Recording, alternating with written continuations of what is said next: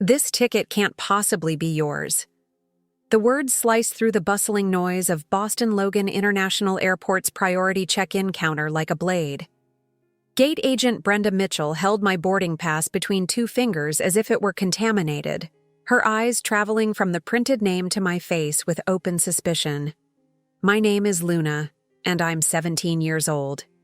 20 minutes ago, I was excited about flying first class to Los Angeles for a college campus tour at UCLA. Now, I stood frozen under the fluorescent lights while a middle-aged white woman with helmet-sprayed blonde hair and a name tag reading 15 years of service decided whether I was worthy of the seat my mother had purchased. "Excuse me?" I managed, my voice smaller than I wanted it to be. "First class to LAX. Seat 2A. Brenda's tone dripped with condescension as she tapped her manicured nail against the computer screen. "This is a premium ticket. Do you understand what that costs?" Heat crept up my neck. I was wearing my favorite hoodie from Howard University's summer program and comfortable jeans, my natural hair pulled into a neat bun.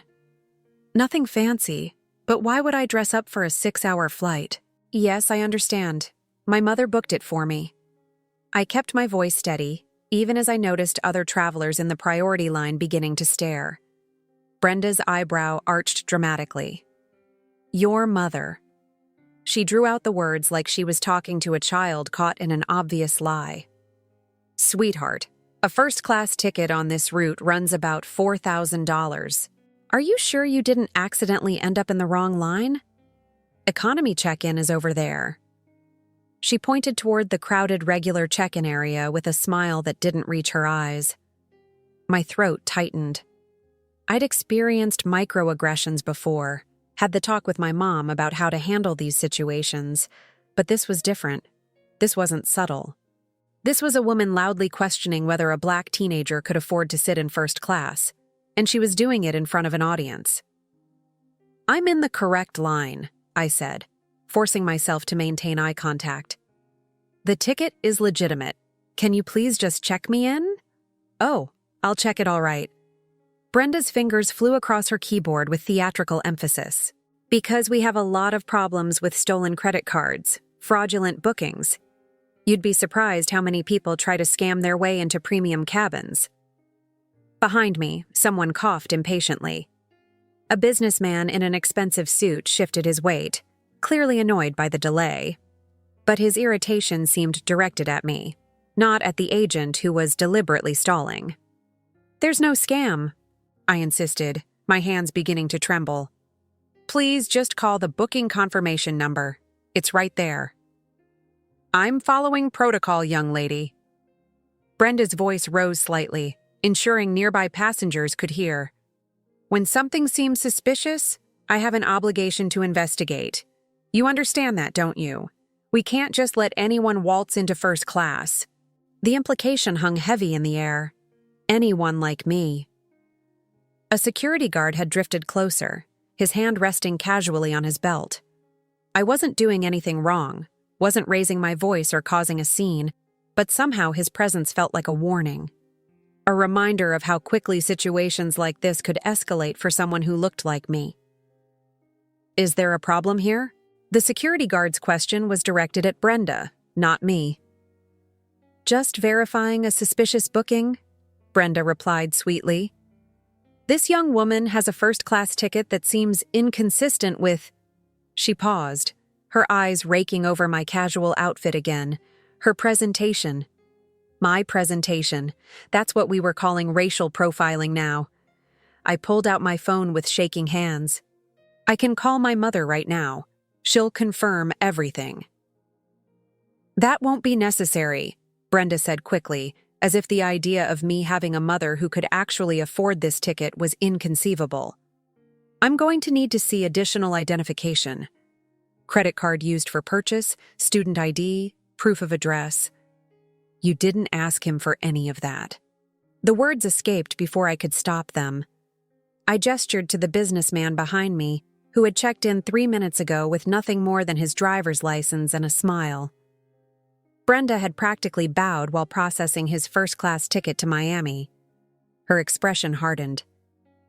"Are you accusing me of something?" I'm just wondering why the requirements are different. The requirements, Brenda said, her voice now cold enough to frost glass, are applied when I determine there's reasonable suspicion, which I do. So either provide additional documentation, or I'll have to ask you to step aside and contact our fraud department. Tears stung my eyes, but I refused to let them fall. Not here. Not in front of all these people who were watching this humiliation unfold like it was dinner theater. What Brenda Mitchell didn't know, what none of these staring passengers knew, was that while she was treating me like a criminal, my mother was sitting in a private office 6 miles away, reviewing quarterly reports for the venture capital firm she'd built from nothing. What she didn't know was that my mother, Simone Carter, had more money in her checking account than Brenda would earn in 10 lifetimes. What she definitely didn't know was that my mother had very specific ideas about respect, dignity, and what happened to people who forgot that both were non-negotiable. But she was about to learn. If you're invested in seeing how this situation unfolds and want to know exactly what happens when underestimating someone becomes the biggest mistake of your career, make sure you're subscribed, because this is just the beginning of a story about assumptions, consequences, and the price of prejudice. My fingers hovered over my mother's contact, but something stopped me from pressing call. Pride, maybe. Or the stubborn belief that I should be able to handle this myself. I was 17, heading to tour one of the best universities in the country. I shouldn't need my mother to fight my battles. Well? Brenda's voice cut through my hesitation. I'm waiting. I lowered my phone. Look, I can provide my student ID, but I don't carry my mother's credit card. That would be weird, right? What teenager walks around with their parents' credit card? A teenager who's trying to use it fraudulently might have a picture of it, Brenda suggested, her eyes glinting with something that looked almost like satisfaction. Check your photos. Any screenshots of the card? That's usually how these scams work. This isn't a scam. My voice cracked slightly, loud enough that several people in the regular check-in lines turned to look. The security guard stepped closer. Miss, I'm going to need you to lower your voice. I'm not yelling, I protested, though my volume had risen. I'm trying to check in for a flight my mother paid for, and I'm being accused of fraud for no reason. There's a reason, Brenda interjected smoothly. You don't fit the profile of our typical first-class passenger. Young, alone, dressed casually, can't provide proof of payment. You have to understand how this looks. How this looks. What she meant was how I looked. An older black woman 2 lines over caught my eye and gave me a subtle nod of solidarity. She knew exactly what was happening, but knowing didn't stop it. Ma'am, the businessman behind me spoke up, his irritation finally boiling over. Is this really necessary? There are other people waiting. For a moment, I thought he was defending me. Then he continued. If the ticket's fraudulent, just cancel it and move her along. Some of us have flights to catch. My stomach dropped. He wasn't objecting to how I was being treated. He was annoyed that my humiliation was taking too long. Brenda seized the opportunity. You're absolutely right, sir. I apologize for the delay. She turned back to me with renewed authority. I'm going to have to cancel this reservation pending verification. You can take it up with our customer service department, but you won't be flying first class today. Probably not any class, given the circumstances. You can't just cancel my ticket. I can, and I am. For the safety and security of our passengers, I have full authority to deny boarding to anyone who can't properly verify their booking. Her fingers were already moving across the keyboard. Now, you can either step aside voluntarily, or security will escort you from the area. The security guard's hand moved closer to his radio. This was escalating too fast. 1 minute I was checking in for a flight, the next I was being threatened with removal from the airport. All because Brenda had decided I didn't look like I belonged. Please, I heard myself say, hating the pleading tone but desperate to stop this nightmare. Just give me 1 minute to call my mother. She can verify everything. 1 minute. Brenda glanced at the growing line behind me, then at her watch with exaggerated patience. 30 seconds. But I'm telling you right now, I've seen every trick in the book. If your story doesn't check out, you're not just losing this ticket. I'm filing a formal fraud report. My hand shook as I pulled up my mother's contact. She was in back-to-back meetings all morning. I'd specifically told her not to worry about me, that I could handle a simple flight to LA by myself. The phone rang once, twice. 20 seconds, Brenda announced. 3 rings, 4. This is pathetic, someone muttered behind me. 5 rings. Time's up. Brenda reached for her phone. Security, I need... Luna? My mother's voice came through, slightly breathless. Sweetheart, is everything okay? I'm in the middle of... Mom. My voice cracked completely now, tears finally spilling over. I'm at the airport and they won't let me check in. They're saying the ticket is fake and they're going to call security and I didn't do anything wrong, I swear, I just... Slow down. My mother's voice shifted instantly from busy executive to protective parent. You're at Logan? What gate? I'm not at a gate. I'm still at check-in. The agent, I glanced at Brenda's name tag again. Brenda Mitchell. She says I don't look like I can afford first class and she thinks I'm scamming and... Put her on the phone. The temperature in my mother's voice could have frozen nitrogen. Right now, Luna. Put her on the phone. I held out my phone to Brenda with a shaking hand. My mother wants to talk to you. Brenda rolled her eyes dramatically but took the phone. This is Brenda Mitchell, senior gate agent. To whom am I speaking? I couldn't hear my mother's response, but I watched Brenda's expression shift from smug confidence to slight irritation. Yes, ma'am, I understand you're the cardholder, but we have policies about verifying suspicious bookings. Your daughter couldn't provide adequate... She paused, listening. No, ma'am, this isn't about race. This is about a young person with a premium ticket who couldn't verify the purchase method and... Another pause, longer this time. Brenda's jaw tightened. Ma'am, I appreciate your concern, but I've been doing this job for 15 years. I know suspicious activity when I see it.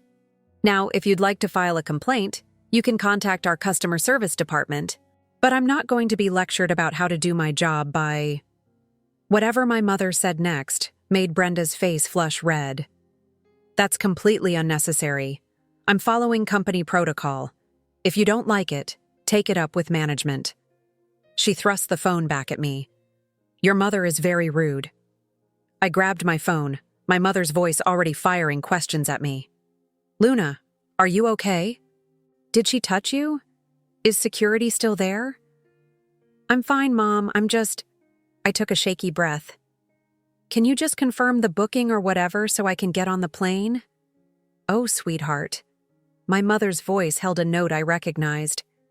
The one that appeared right before someone's whole world shifted. I'm not confirming anything with that woman. I need you to listen very carefully. Stay calm. Stay exactly where you are, and don't let them intimidate you into leaving. Can you do that for me? Mom, do you trust me? Of course, but... Then stay put. Record everything if you can. I'm making some calls. She paused. And Luna? I love you. What's happening to you right now is wrong, and I promise you it's going to be made right. The line went dead. I stood there, phone in hand, while Brenda tapped her fingers impatiently on the counter. So, she demanded, did Mommy fix everything? The mocking tone was the final straw. Something hardened inside me. I pulled up my phone's camera and hit record. What are you doing? Brenda's eyes widened. Documenting, I said quietly, like my mother told me to. Brenda's face went from pink to crimson.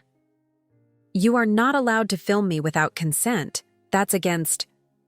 Actually, the older black woman from 2 lines over spoke up, walking toward us. She's in a public space. She can record whatever she wants. And honestly, honey, she directed this at me. You should have started recording 10 minutes ago. Ma'am, this doesn't concern you, Brenda snapped. It concerns anyone who has to witness this disgrace. The woman turned to me. What's your name, baby? Luna. Luna, I'm Dr. Patricia Hayes. I'm a witness to everything that just happened here, and if you need a statement, you let me know. She pulled out a business card and handed it to me. MIT professor.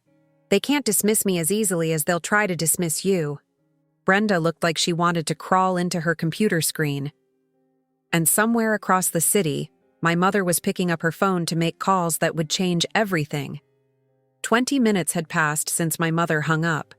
20 minutes of standing awkwardly to the side of the priority check-in counter while Brenda processed other passengers with exaggerated politeness, occasionally glancing my way with a smirk that said she'd won.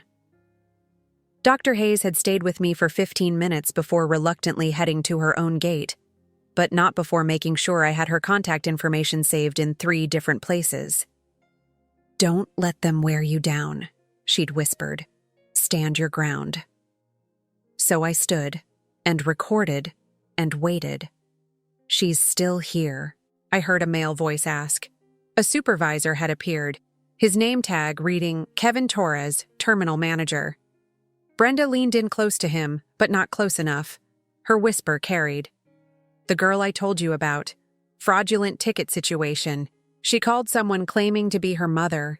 Got belligerent when I followed protocol. I've canceled the booking. Kevin glanced at me with the exhausted expression of someone who dealt with difficult situations all day. Has she left the area? Refuses to, says she's waiting for her mother. Brenda's tone made it clear what she thought of that claim. And the ticket was definitely fraudulent?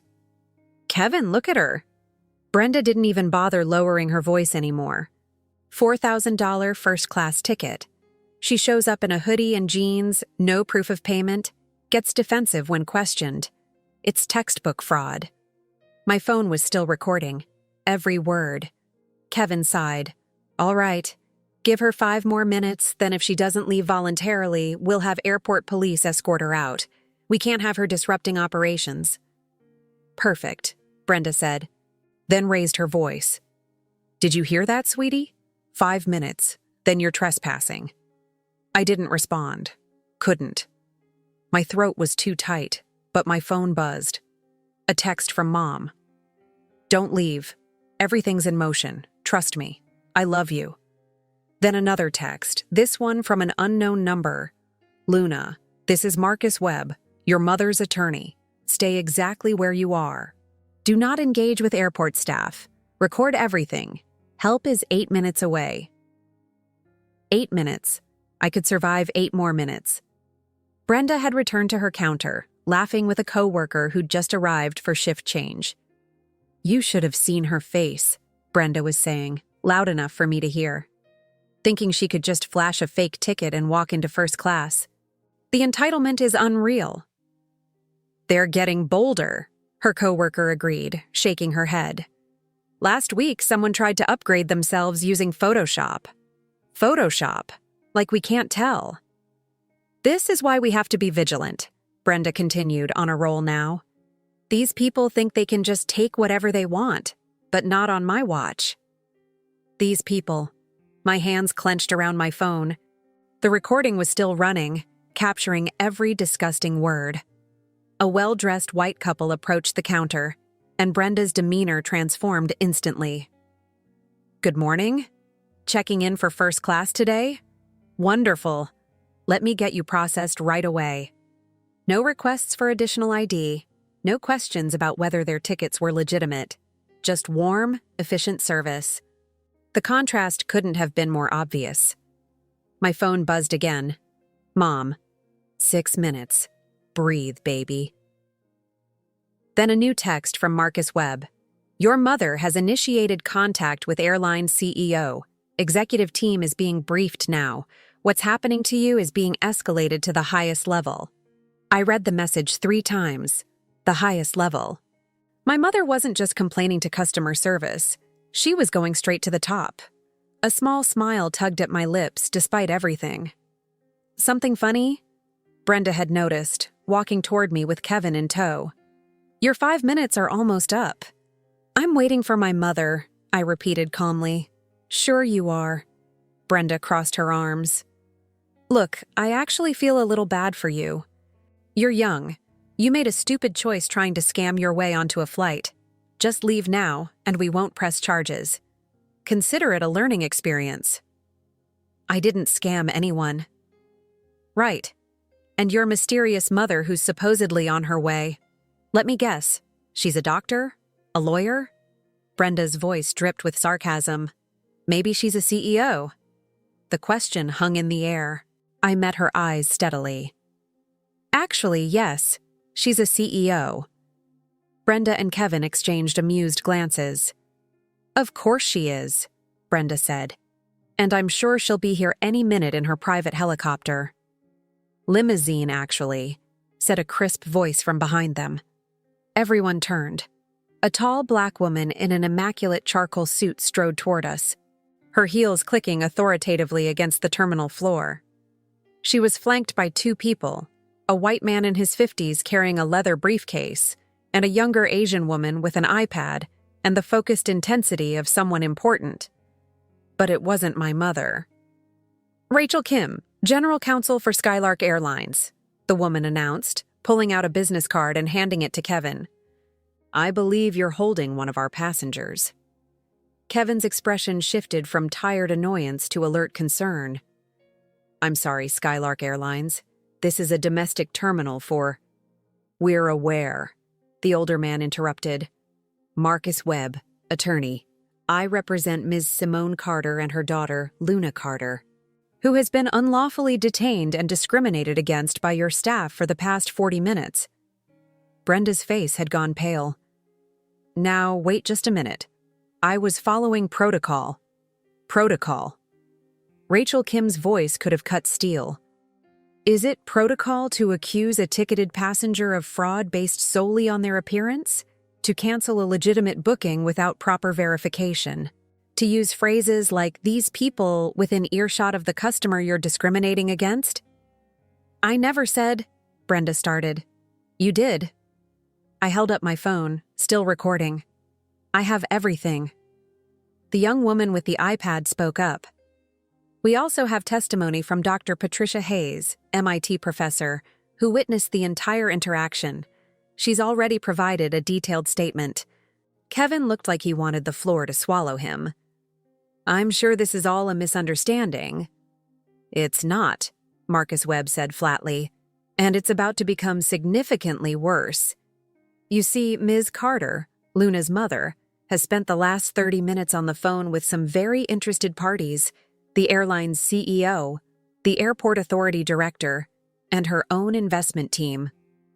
"Investment team," Kevin repeated weakly. Rachel Kim smiled, but it wasn't friendly. "Perhaps we should discuss this in your office, Mr. Torres, unless you'd prefer to have this conversation in front of all your passengers." The terminal had gone quiet. People were staring, phone cameras pointed in our direction.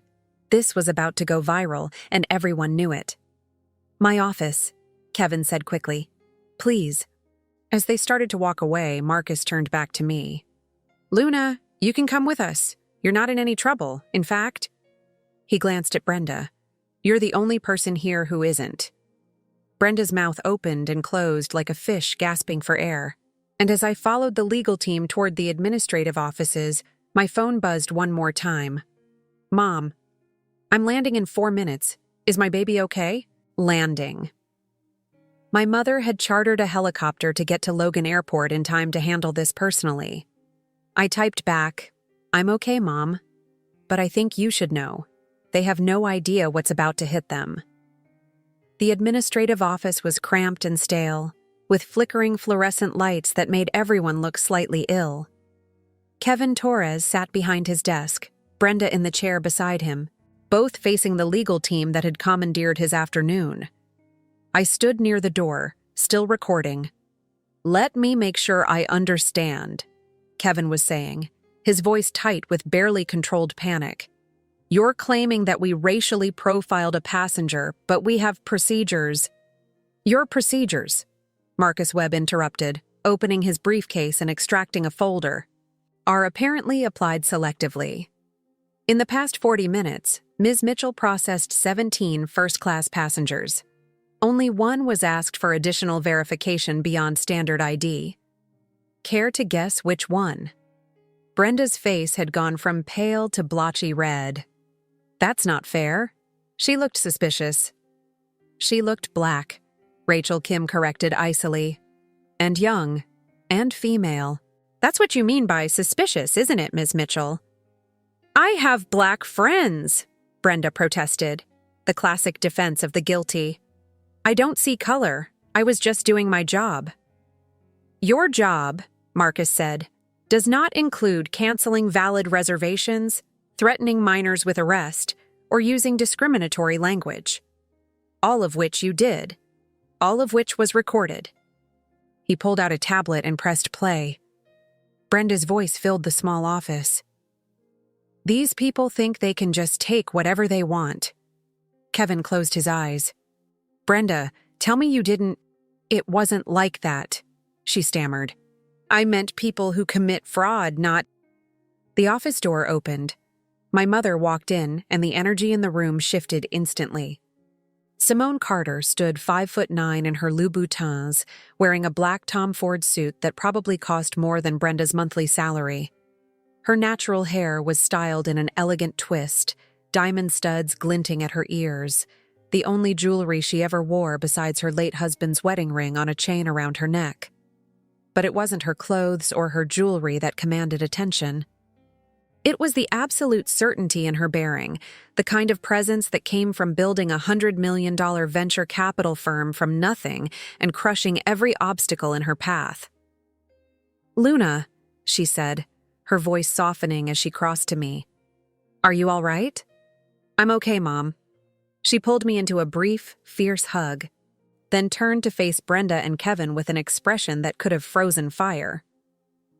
Ms. Carter, Kevin began, rising from his chair. I'm Kevin Torres, terminal manager. I want to assure you that we take these allegations very seriously and— Sit down, Mr. Torres. My mother's voice was quiet, but it wasn't a suggestion. Kevin sat. Mom turned her full attention to Brenda, who seemed to be trying to disappear into her chair. Brenda Mitchell, 15 years of service according to your name tag. 15 years of deciding who belongs and who doesn't. 15 years of making travelers feel small because you have a tiny bit of power and a massive amount of insecurity. Ms. Carter, I'm not finished. Mom stepped closer. My daughter is 17 years old. She has a 4.2 GPA. She's been accepted early admission to MIT, UCLA, and Stanford. She volunteers at a youth shelter every Saturday. She speaks 3 languages. And today, she was humiliated, threatened, and accused of being a criminal by you. Why? Because she's a black teenager who had the audacity to hold a first-class ticket. Brenda's mouth trembled. I didn't know— You didn't know who she was connected to, Mom corrected. That's what you mean. Because if you'd known her mother owned Carter Venture Capital, or that her late father was Jonathan Carter, federal judge, you would have behaved differently. That's the problem, Ms. Mitchell. Your respect is conditional. It's based on power and status, not humanity. She turned to Kevin. I've spent the last hour on calls with very interesting people. The CEO of this airline, Janet Morrison, sends her apologies and asked me to inform you that she'll be arriving within the hour to handle this personally. Kevin's Adam's apple bobbed. That's really not necessary.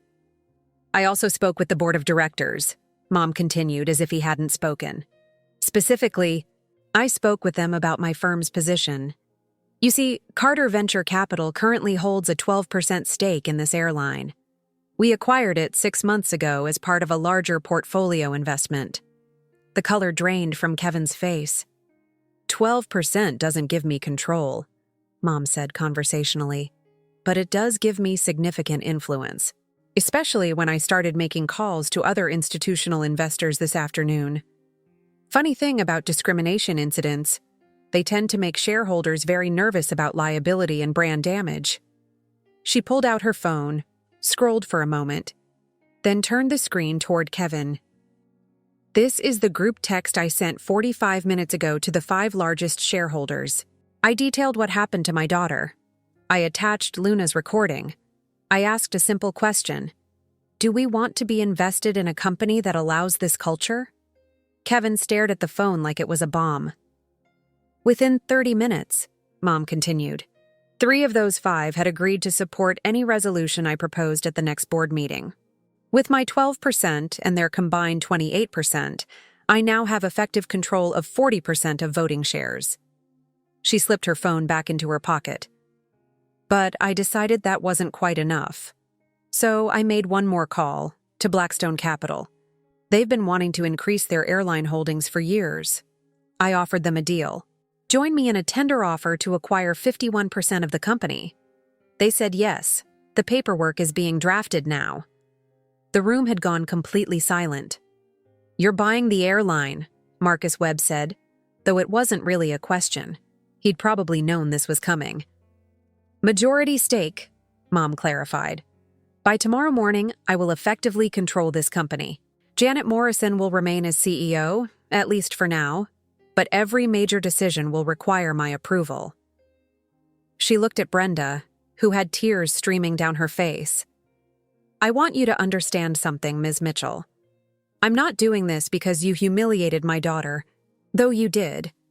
I'm not doing this because you're a racist, though your actions prove you are. I'm doing this because you represent a systemic failure. You're a symptom of a culture that treats people like Luna as suspects until proven worthy. And that culture is about to change." "Please," Brenda whispered. "I have a mortgage. I have bills. This job is all I have. You should have thought about that before you decided my daughter looked too poor for first class." Mom's voice held no sympathy.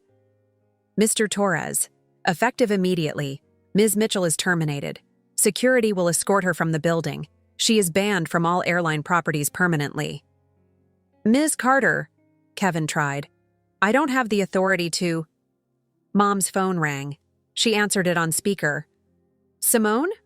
A woman's voice, tight with stress. "It's Janet Morrison. I've just been briefed on the situation. Whatever you need, you have it. Full authority. I'm so deeply sorry for what happened to Luna." Mom looked at Kevin. "Do you have the authority now, Mr. Torres?" Kevin's shoulders sagged in defeat. "Brenda, I'm going to have to ask you to surrender your badge and employee credentials." Brenda stood on shaking legs, fumbling with her name tag. "This isn't fair. One mistake and my whole life." "One mistake?" I spoke up for the first time since entering the office. "You spent 40 minutes humiliating me. You called security on me. You mocked my mother. You used racist language. That's not one mistake. That's who you are." My mother squeezed my shoulder gently. "If you've been following Luna's story and want to see how this complete transformation changes not just one airline, but an entire industry's approach to dignity and respect, make sure you're subscribed, because what happens next sets a new standard that no company can ignore." Brenda handed over her badge with trembling hands, mascara streaking her cheeks. "Ms. Mitchell," Mom said quietly, "I hope you learned something from this. I hope you realize that every person deserves respect, regardless of how they look or what you assume about them. But whether you learn or not, you'll never have the power to humiliate another child again." Security arrived to escort Brenda out. As she passed me, she wouldn't meet my eyes. Kevin looked like he'd aged 10 years. "Ms. Carter, what happens to me?" Mom considered him. "That depends. Are you willing to implement mandatory anti-bias training for every employee, revise your verification procedures to ensure they're applied equally, create an oversight committee with diverse representation?" "Yes, absolutely. Whatever you want." "Then you keep your job, Mr. Torres. But you're on notice. This terminal, this airline, will become a model for equity in travel. Or you'll find yourself looking for new employment." She turned to me, her expression softening. "Luna, let's get you checked in for your flight. I believe you have a campus tour to get to." "We're still going?" I asked, surprised. Of course. You earned this trip. And now, a small, fierce smile crossed her face. You'll be flying on an airline your mother owns. The first-class cabin of Flight 1847 to Los Angeles was everything Brenda had tried to keep me from experiencing. Spacious suite, lie-flat seat, attentive service from a flight attendant named Marcus, who asked about my college tour with genuine interest and never once questioned whether I belonged there. But the seat itself wasn't the victory. The victory was in the memo that had been sent to every single airline employee within 2 hours of my mother's acquisition. A memo that detailed exactly what had happened, named Brenda specifically as an example of unacceptable conduct, and announced comprehensive changes effective immediately. Mom sat across the aisle from me, working on her laptop even as we reached cruising altitude. Every few minutes, she'd glance over and smile, as if reassuring herself I was really okay. "Mom," I said finally, "you didn't have to buy an airline." She closed her laptop, giving me her full attention. "Yes, I did. Not because you're my daughter, though that certainly motivated the speed of my response. I did it because this kind of treatment happens every single day to people who don't have resources to fight back. You're recording Dr. Hayes' testimony, the legal leverage. Most people don't have those advantages. They just endure the humiliation and move on." "So what changes?" I asked.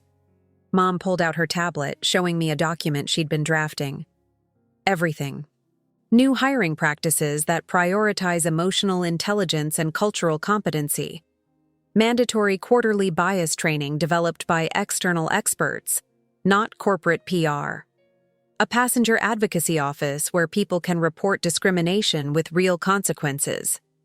Mystery shoppers from diverse backgrounds evaluating service consistency. And most importantly, a zero-tolerance policy. One incident of proven discrimination, you're done. No second chances, no union protection for bigotry." That seems harsh. Racism is harsh, baby. What happened to you was harsh. The fear you felt when that security guard moved closer, that was harsh. We're just making the consequences match the offense. 3 months later, the changes were undeniable. The airline industry publication Aviation Weekly ran a cover story. Carter's Revolution: How One Incident Transformed Industry Standards. Other airlines, terrified of similar viral incidents and shareholder revolts, began implementing their own versions of Mom's protocols. The terminal manager, Kevin Torres, had actually embraced his new role as Director of Equity and Inclusion, a position Mom created specifically to ensure the changes weren't just performative. He'd told Aviation Weekly that the training had been uncomfortable but necessary, forcing him to confront his own passive acceptance of discriminatory practices. Brenda Mitchell's termination had sparked exactly the conversation Mom intended. Some conservative commentators called it cancel culture gone too far, but their outrage was drowned out by thousands of travelers sharing their own stories of discrimination, stories that had been invisible until mine made them impossible to ignore. I'd received hundreds of messages. Other Black teenagers who'd been questioned at gates. Hijab-wearing women pulled aside for random searches every single flight. Latino families watched with extra scrutiny. Disabled passengers treated like inconveniences. My story had opened a floodgate. Dr. Hayes and I had stayed in touch. She'd invited me to speak to her engineering students at MIT about the experience, about how systems perpetuate bias, and how changing those systems requires both individual courage and institutional power. "You stood your ground," she'd told me after the talk. "A lot of people would have just left, accepted the humiliation. You staying, recording, refusing to be erased, that mattered." But not everyone saw it that way. Brenda had given one interview to a sympathetic blogger, painting herself as the victim of political correctness, a hard-working woman destroyed over a misunderstanding. The interview had gone nowhere. The recording didn't lie. Her own words had condemned her. Last I'd heard, she was working retail at a mall in New Hampshire, as far from airports as she could get. Part of me felt sorry for her. The loss of career, the public humiliation, the permanent digital record of her worst moment. But then I remembered her smirk, her certainty that I didn't belong, the casual cruelty of these people. And I remembered something my father used to say before he died. Consequences aren't punishment, Luna. They're education. Sometimes the world has to teach people lessons they refuse to learn any other way. 6 months after the incident, Mom and I returned to Boston Logan for a follow-up assessment. We didn't announce ourselves, just observed. The priority check-in area had visible changes. Posters about respectful service, a QR code for reporting discrimination. But more importantly, the invisible changes. The way staff interacted with an elderly Sikh man in traditional dress, a young Latina woman with multiple children, a Black businessman in casual clothes. Equal service, equal respect, equal humanity. It wasn't perfect. One particularly observant gate agent seemed to give a Middle Eastern family slightly more scrutiny, asking one extra question about their baggage. Mom made a note. The oversight committee would review the interaction, provide additional training if needed. But it was better. Measurably, documentably better. "Do you think Brenda ever understood?" I asked Mom as we sat in the airline's new passenger lounge, redesigned to be more inclusive, with prayer spaces, nursing rooms, and sensory-friendly quiet zones. Mom considered the question carefully. "I think she understood that her actions had consequences. Whether she understood why they were wrong, why her biases were harmful. I honestly don't know, baby. Some people learn. Some people just learn to hide it better. Either way, she can't hurt anyone else the way she hurt you." That night, Mom and I had dinner at a restaurant overlooking Boston Harbor. We toasted with sparkling cider, to college tours, to justice, to the power of refusing to accept disrespect. "You know what I'm proudest of," Mom said. "Not the acquisition, not the policy changes, not even Brenda's firing. I'm proudest that when you were scared and humiliated and completely within your rights to call me immediately, you tried to handle it yourself first. You stood up. You documented. You didn't shrink. I learned from the best," I said. She squeezed my hand. "Your father would have been so proud. He spent his whole career fighting discrimination from the bench. This would have made him smile." A year later, I started at MIT. Dr. Hayes became my mentor. I declared a major in computer science with a focus on algorithmic bias, inspired by wanting to understand how discrimination gets coded into the systems that increasingly govern our lives. And every time I flew home for breaks, I noticed the changes, not just at Mom's airline, but across the industry. The ripple effect of one 17-year-old girl refusing to accept that she didn't belong. Brenda Mitchell had looked at me and seen someone too poor, too young, too Black for first class. My mother had looked at an entire industry and seen a system that needed dismantling. The best revenge isn't personal destruction. It's systematic transformation. It's taking your pain and turning it into policy. It's making sure what happened to you can never happen to someone else. I learned that the hard way at 17, standing in an airport with tears streaming down my face and a phone recording evidence. But I also learned that dignity isn't something people grant you based on your clothes, your age, or your skin color. It's something you claim, something you refuse to surrender, even when someone with a badge and 15 years of service tells you that you don't belong. I belonged in that first-class seat because I had a valid ticket and I'm a human being. That's the only qualification anyone should ever need. The world tried to teach me to make myself smaller, to accept less, to prove my worth before receiving basic respect. Instead, my mother taught the world a different lesson. Underestimate us at your own peril. Because the girl you dismiss today might just own your company tomorrow.